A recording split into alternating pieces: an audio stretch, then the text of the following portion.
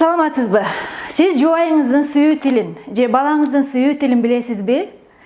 Бир үйдө жашап атып эле ар кимибиз ар башкача сүйүү тилинде сүйлөйбүз. Бул сүйүү тили эмне деп турган болсоңуз, анда мисалы мен жубайыма сүйүүмдү билдириш үчүн анын сүйүү тилин билип алышым керек. Мен эгер мен ага сүйүүмдү көрсөтүшүм керек деп күн сайын белек алып келе берсем, бирок ал белектен эч кандай сүйүүнү көрбөй жатса, таң калбаңыз, анткени анын сүйүү тили эч кандай белек эмес.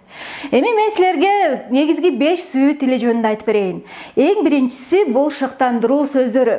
Бул жөнүндө менин атайын YouTube'да Ушаха KG сайтында атайын тренингим бар. Угуп көрсөңүздөр болот. Шыктандыруу сөздөрү эмне, кайсы убакта керек жана кандайча шыктандырыш керек. Сиз шыктандыруу сөзүн айтканда жубайыңыз же балдарыңыз өзүн сүйүктүү сезип жатса, анда анын сүйүү тили шыктандыруу, кубаттоо, мактоо сөздөрү. Андан соң убакыт. Эгер сиз өз оюңузда мага таптакыр мени жолдошум мени таптакыр сүйбөйт, анткени мага убакыт бөлбөйт деп жатсаңыз, анда сиздин сүйүү тилиңиз убакыт.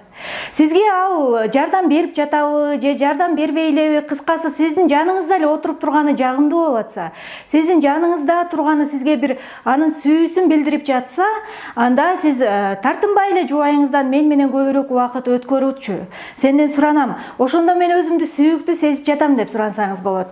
Же болбосо өзүңүз текшерип көрүңүз, акыркы жолу качан убакыт бөлдүңүз?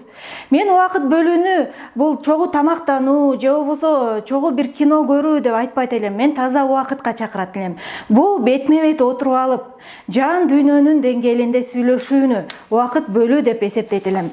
Ал эми кийинкиси мен жогоруда айтып кеткендей белектер. Чындыгында ойлошубуз мүмкүн, белек бардык адамдарга эле жагат деп. Ооба, жагат, бирок кайсы бир адамдар үчүн белек бул сүйүүнүн ушунчалык бир укмуш белгиси болуп саналат.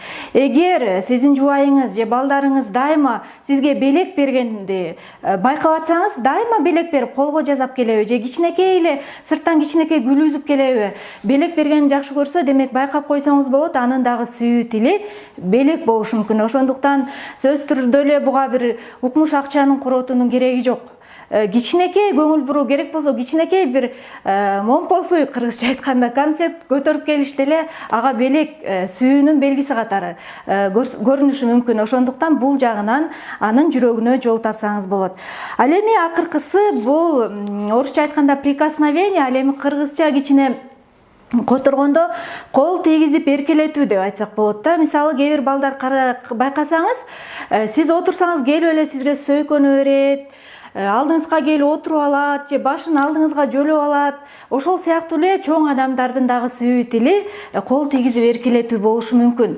Ал адамдар эми бул сөз түрдө эле аябай бир укмуш өбүшүү эмес. Бул колуңду акырын анын ийине коюп коюу, чачтарынан кармалап коюу, же болбосо акырын белинен кучактап коюу. Мына ушунун бардыгын ал сүйүү деп түшүнөт, дагы өзүн сүйүктүү сезет. Ошондуктан мен сизди чакырат элем, өзүңүздүн жубайыңыздын, балдарыңыздын сүйүү тилин аныктап алып, ошол боюнча анын жүрөгүнө жол табыңыз, дагы ортодогу сүйүүңүздөрдү бекемдеңиздер.